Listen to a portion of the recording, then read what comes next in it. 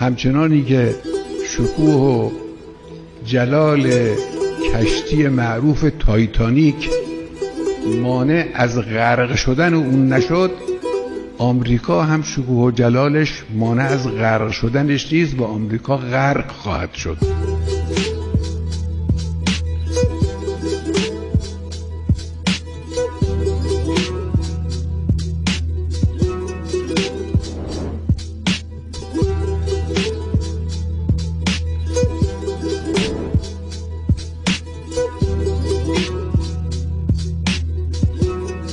Bəli, Amerika sürətlə qərq olmaq üzrədir. Qərq olmaq təkcə gəmilərin və ya donanmaların qərq olması deyil. Bu batma, bu qərq olma ümumi strateji və ideoloji süqutun rəmzlərindən və cilvələrindən biridir. Salam olsun sizə, əziz izləyicilərimiz, bacı və qardaşlarımız, xoş gördük sizləri. Amerika sözün həqiqi mənasında dediyimiz kimi ümumi şəkildə hər tərəfli qərq olmaq üzrədir. İndiyə qədər dəfələrlə dediyimiz, sadaladığımız müxtəlif sektorlarda.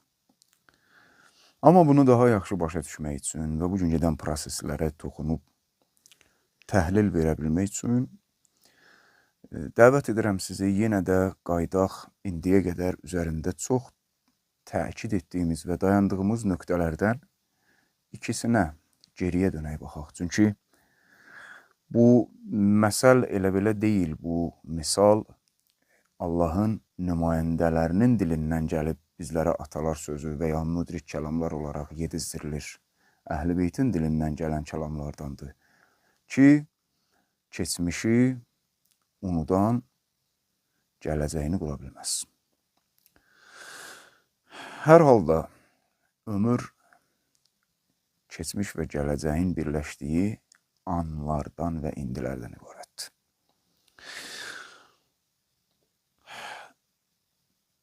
Gəlin biz də keçmişdəki təkid etdiyimiz və bu hadisələrin keçmişini və əvvəlini quran nöqtələrdən ikisinə diqqət edək.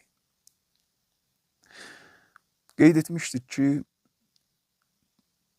müqavimət cəbhəsi İslam Cümhuriyyəti İranın mərkəzliyi ilə rəqib qarşısında, düşmən qarşısında, bütün bəşəriyyətin düşmənləri olan və bu gün onların murdarlıqlarının, onlarla murdarlıqlarının bir təzahürü Epstein formasında özünü göstərən evangelizm və qərb sufyani cəbhəsinin qarşısında müqavimət cəbhəsi və bu gün qloballaşmaqda olan müqavimət cəbhəsi göstərdiyi müqavimət və strateji səbrlə və bəsirətlə qarşı tərəfi çarəsiz hala qoyub, çarəsizlikdən əsəbləşirlər. Buna söz vermişdik. Hətta Tufanul Əqsa məsələsindən sonra daha çox buna təkid edirdik ki, bu müqavimət və strateji səbr təkəbbürlü, imperialist və özünü illərdir dünyaya hegemon kimi satan qərb cəbhəsi və Sion siçovullarını hər keçən gün daha da biçarə edəcək və çarəsizlikdən daha əsəbləşəcəklər və əsəbilikdən ixtilafları daha çoxalacaq və ixtilaf və çatların böyüməsi nəticəsində müxtəlif sektorlarda, iqtisadi, hərbi, kəşfiyyat və s. daha çox biqərar olacaqlar, qərarları daha çox sürüşkənləşəcək və yanlış qərarları daha çox olacaq. Bizim 2-3 ildir təkid etdiyimiz bu məsələlərin reallaşmasını harda gördük? İranın İsrailə vurduğu milyonlarla ağır kəşfiyyat zərbəsi. Ən həssas təhlükəsizlik obyektlərindən gətirilmiş kəşfiyyat xəbərləri. Milyonlar, 10 milyondan çox. Harda özünü göstərdi? 12 günlük döyüşə tələsdilər. İllərlə plan qurmuşdular, son 8 ayda məxsusi plan qurmuşdular. Amma tələsdirdilər onları. Harda göründü? Kartlarını son İranda baş verən ixtişaşlardakı 2 günlük məxsusən terror hadisələrində. Yandıra-yandıra gedirlər. Son kartlarını söz vermişdik. Açacaqlar, bax bu əsəbilik və çarəsizliyin və düzgün qərar verməməyin nəticəsində. Bilirsiniz, nəyə oxşuyur? Bəzən gəlin təsəvvür edək, həyatımız bu misallarla doludur. Bəzən görürsən, insan bir iş görmək istəyir. Məsələn, bir dəmir işi görən adamlar və yaxud da daş işi görən, daşı yarmaq istəyirsən. Daşın möhkəmliyi onun müqavimətinin çoxluğudur və dözümlülüyüdür. Nə qədər bu daşı yarmaq istəyirsən, sən həmin o daşı yaran külünc olsun, yaxud da müxtəlif alətlər olsun, onu qaldırıb vurursan, insan onu vurur. Sən onu vurduqca o ya az yarılır, yəni istədiyin tez nəticəyə çata bilmirsən, sən hesablamısan 2 saata filan qədər yaracaqsan, məsələn, 1 metr dərinliyində, 2 saat ərzində sən ona 50 dənə, 100 dənə küləng vurursan, sənin gücün itir. Amma o 1 metr deyil, heç 1 santimetr güclə, əgər sən onun üzərindən yara bilsən. Bu səni əsəbləşdirir, psixoloji insana təsir edir. Və yaxud da həmişə vurduğumuz misal, daha real misal, bugünkü günün məsələlərində, bu müqavimət məsələsində. 2 rəqib misalı vururdıq. Bir tərəf kinolarda da görürsünüz, bəzi filmlərdə yayımlanır, bu xarici filmlərdə. Bir tərəf çox hegemonluq eləyir. Qılıncının dalı da kəsir, qabağı da kəsir. Hər kəs bundan qorxur. Bəziləri vəhşiliyindən ehtiram qoyurlar, bununla bir sinxronizasiya tapıblar, uyğunluq tapıblar. Digərləri qorxusundan bunu alqışlayır, amma görürlər ki, buna batan yoxdur. Filmin qəhrəmanı çıxır. Çox tanınmamış insan, nə maddi baxımdan, nə fiziki belə canı var məsələn. Bu hegemon təkəbbürlü olub, heç vaxt məğlub olmayıb, tərəf qarşısına çıxan tərəf psixoloji ilə əvvəldən qabaqcadan o qədər hegemoniyasını göstərib insanların üzərində ki, ölüb ayaq üstündə rəqiblər. Amma bu, filmin qəhrəmanı çıxır, bunun başını oynatsır. Bu hegemon tərəf bu filmin qəhrəmanına bu cılız tərəf, cılız görünən tərəfə nə qədər zərbə vurur, həm fiziki güc itirir, həm psixoloji artıq düşür. Bizdə deyərlər mandraja, psixoloji mandraja düşür. Bu buna daha pis təsir edir və başlayır görmüsünüz əsəbləşməyə. Qarşı tərəfdən o cılız saydığı, təhqir etdiyi tərəfdən həqiqi güc gördükcə, buna zərbə dəydikcə bu daha çox əsəbləşir. Daha çox əsəbləşdikcə necə gəldi zərbə atır. Necə gəldi zərbə atdıqca artıq qərar vermək depressiyasına düşür. Qərar verə bilmir, sürüşkənlik baş verir. Və sonda görürsən o boyda hegemon görsədirlər ringdə, yerə elə dəyir bir səs də çıxardır. Aha, rəhbər buna toxunur. Titanikin əzəməti, cahcəlalı onu xilas edə bilmədi. O vaxt bir söhbət var idi, bilmirəm nə dərəcədə düzdür. Biz o vaxt uşaqlıqda oxuyurduk qəzetlərdə onun barəsində. Ki, bunu düzəldən deyir, bunu Allah da batıra bilməz, nəazubillah. İndi Lincoln gəmisi aviadaşıyıcısını gətiriblər. Ən böyük 2 dənə aviadaşıyıcısından biridir, dünyanın və Amerikanın. Vaxt var idi, dedilər ki, bunu özləri də batıra bilməz. Özü istəsə batıra bilməz. Amma Trump harda giriftar qaldı və daha çox əsəbləşdi? Rəhbər. Bütün dünyanın gözünü tikdiyi rəhbər. İran bütün məmurları, silahlı qüvvələri deyirdi və sözlərinin dəqiqliyini dünya bilir, dadıb meydanda. Amma ali məqamlı rəhbəri məxsusi dadırlar, bilirlər. Rəhbər dedi ki, bəli, çox təhlükəli silahdır, bir dəstgahdır, aviadaşıyıcı, donanma. Amma ondan daha təhlükəlisi ki, bilirsiniz, ritorika var ritorikada. Bir var, mən deyirəm sənə ki, sənin gəmilərin nə qədər böyük olsa da mən səni şuar kimi vuraram və həqiqətən də vura bilərəm. Vuraram, batıraram. Biri də var ki, həqiqətən vura bilərəm heç. Mən sənə demirəm sənin gəmiləri batıraram. Mən sənə deyirəm ki, sənin aviadaşıyıcın təhlükəlidir. Amma ondan daha təhlükəlisi də var da, onu batıracaq. Və məsələ budur. Müqavimətin mərkəzliyi İslam Respublikası və bu gün qloballaşan müqavimətin həm strateji səbri, həm müqaviməti, həm bəsirəti, uzaq görənliyi, düşməni, özünü 10 illər, 100 illərdir dünyaya hegemon satan düşməni çarəsiz qoyub. İkinci nəyə təkid edirdik? Təkid edirdik ki, bu çarəsizləşmə və əsəbiliyin nəticəsində daxili parçalanmalar çoxalacaq. Bağlanan kanallarımızda bizi izləyənlər, köhnə izləyicilərimiz daha yaxşı yadlarında olar.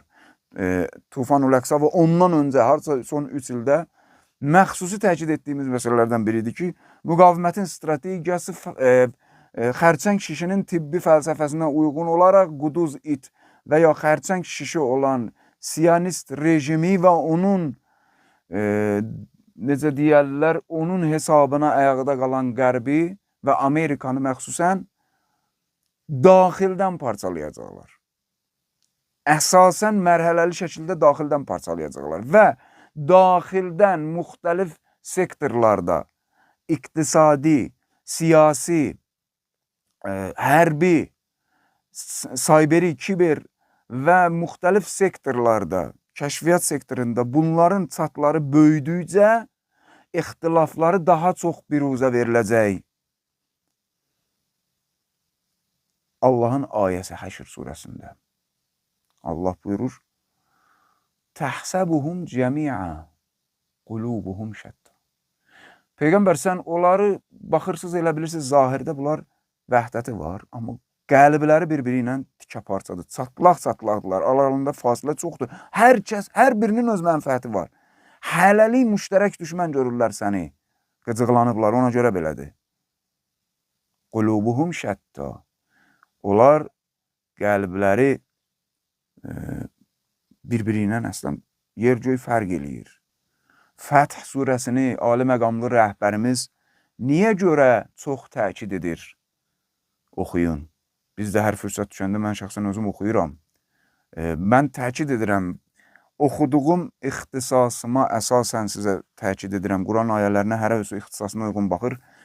Bizim də ixtisasımız fəlsəfə və irfandır. Fəlsəfə və irfanda hər bir sahəni əhatə edən və reallıqları olduğu kimi bəhs edən bir sahədir. Bunu bilənlər bilər. Mən o sahə ilə, o gözlə baxaraq sizə deyirəm ki, əzizlər, ali məqamlı rəhbər bilir nə deyir. Fəth surəsi ilə belə deyil. Fəth surəsindəki ayələrdən biri nədir?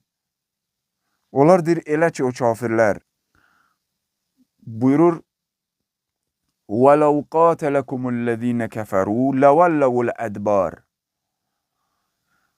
ثُمَّ لَا يَجِدُونَ نَصِيرًا. Əgər səhv oxumadımsa bu ayəni.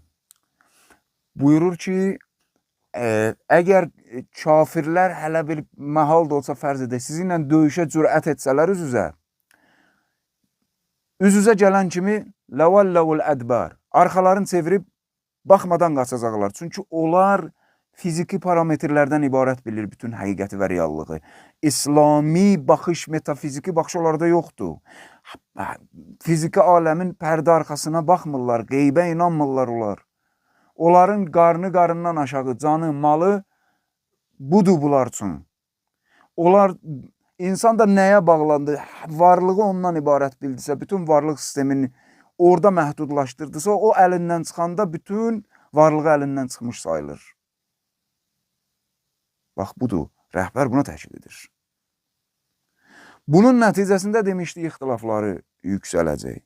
Bugün həridilərin günü-gündən böyüyən etirazları Siyonist rejim daxilində, hətta kabinetdəki şiddətli senzur eləməklərinə rəğmən artıq biruzə çıxan ixtilafları böyük çatın və sürətlə yaxınlaşmaqda olan zəlzələnin ən böyük çatının müjdəçisidir bizim baxışımızdan. Amerika, bu günləri xəbərlərini Telegram kanalımızda da yerləşdirdik də,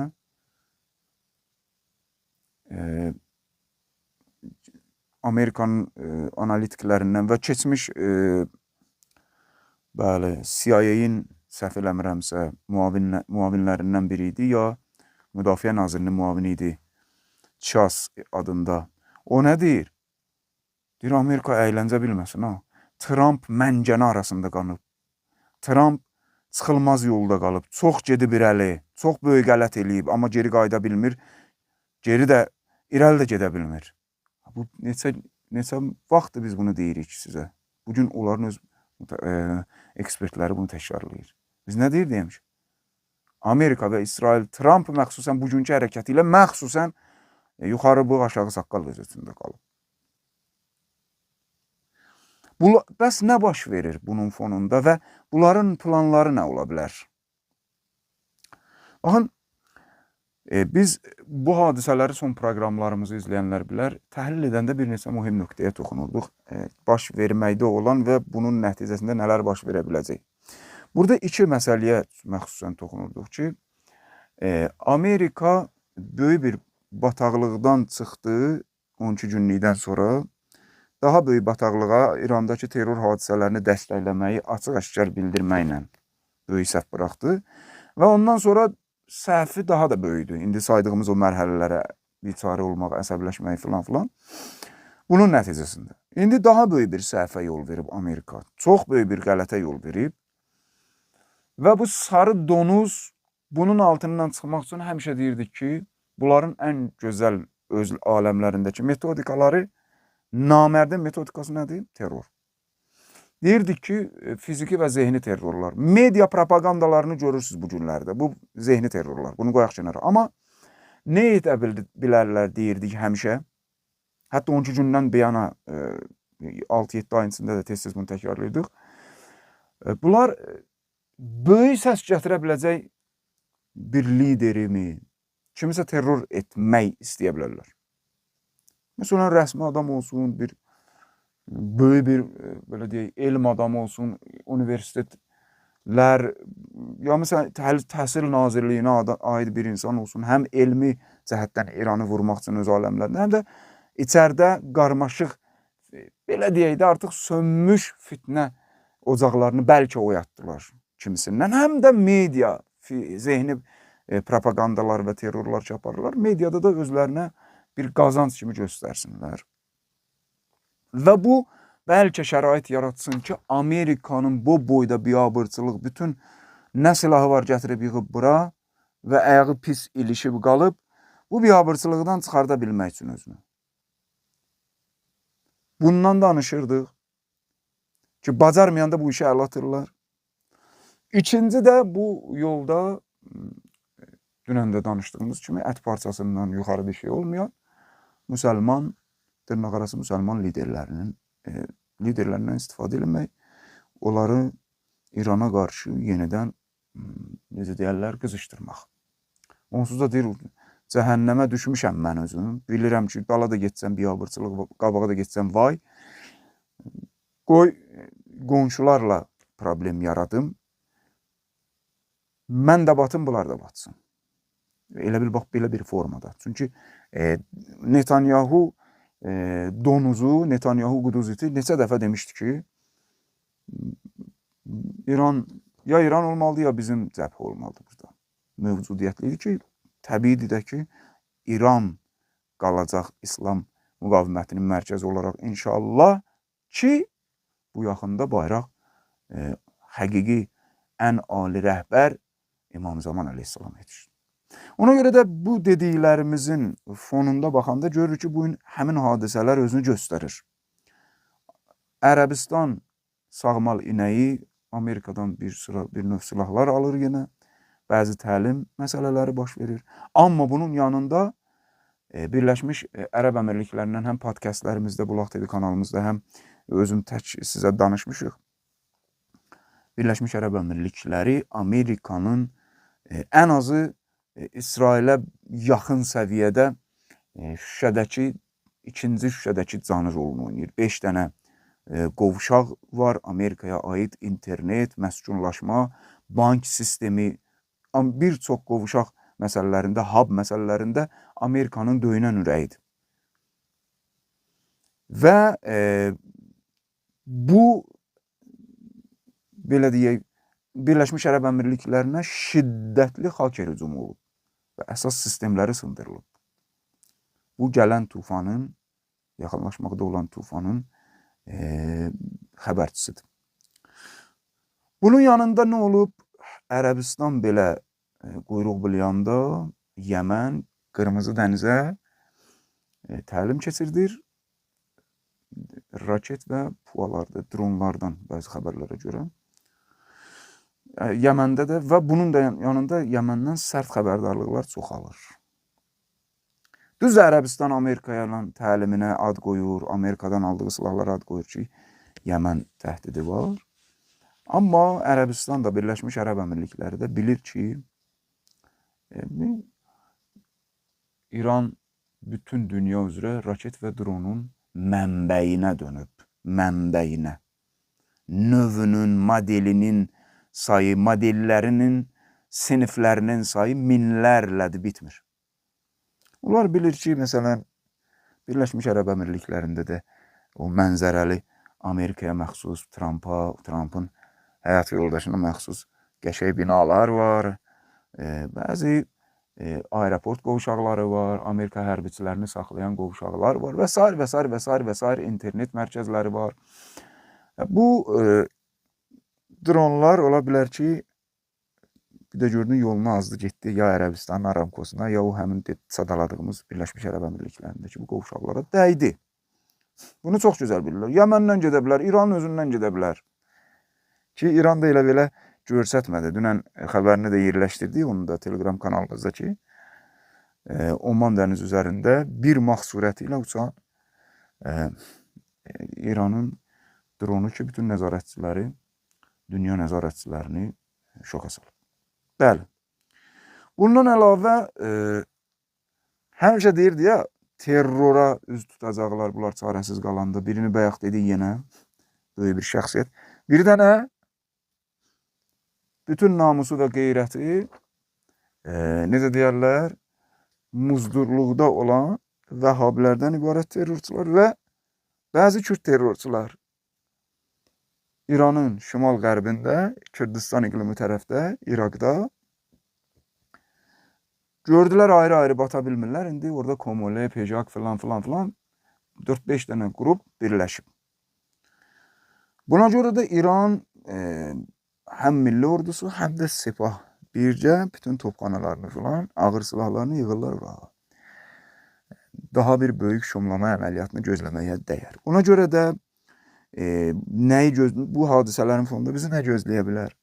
Mümkündür ki, Amerika bataqlıqdan çıxmaq üçün digər bir yolu sınasın və öz quduz iti, balası olan Siyonist rejimi də ağır zərbə yemiş Siyonist rejimi bir cür ayaqda saxlamaq üçün Hizbullaha burada özünü göstərsin, İran qarşısındakı rüsvayçılıqdan da çıxmaq üçün dünyada medialar gözündə birdən Siyonist rejimə kömək eləsin ki, həm logistiki, həm kəşfiyyat, həm radar Hizbullaha böyük hücum eləsinlər ki, bu da olsa, Yəmən, yenə də deyirəm, son bir neçə gündə dəfələrlə xəbərdarlıq özə getdikcə ciddiləşdirir xəbərdarlığını.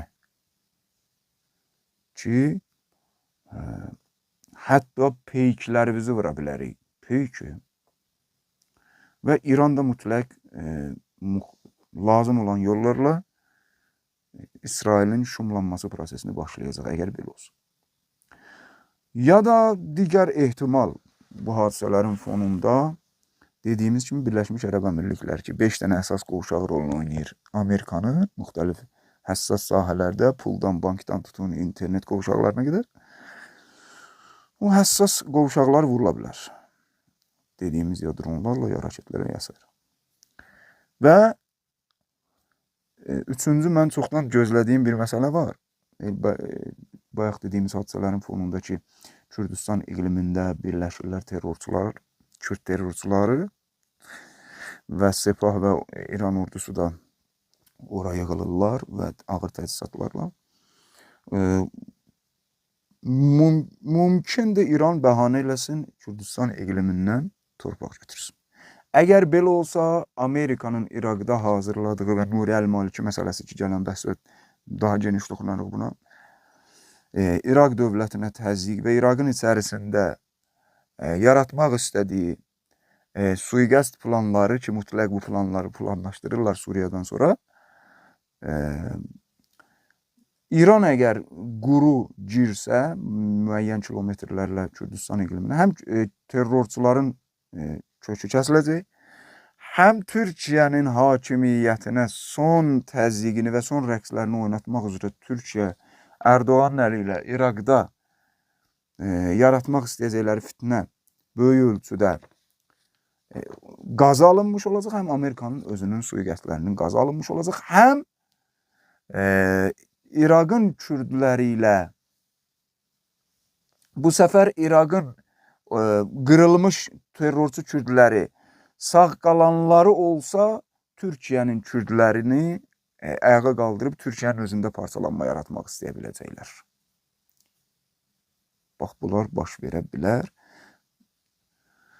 Hər halda bütün hadisələr Allahın izni ilə bizə göstərir ki, Amerika mütləq süqut edəcək inşallah və bu hadisələr onun süqutunu həm dolların hakimiyyətində, həm iqtisadi digər qollarda, həm neft sektorunda, qaz sektorunda, yanacaq sektorunda, Avropanın da 3 ay necə deyirlər, özləri barbar bağırır ki, ehtiyatımız qalıb. Çökməsi fonunda və həm digər sosial bazaların çökməsi fonunda Amerikanın süqutunu bu hadisələr 1-ə 10, bəlkə də 1-ə 100 sürətləndirir. Yaxındır, sizləri sülhün sahibinə əmanət edirik.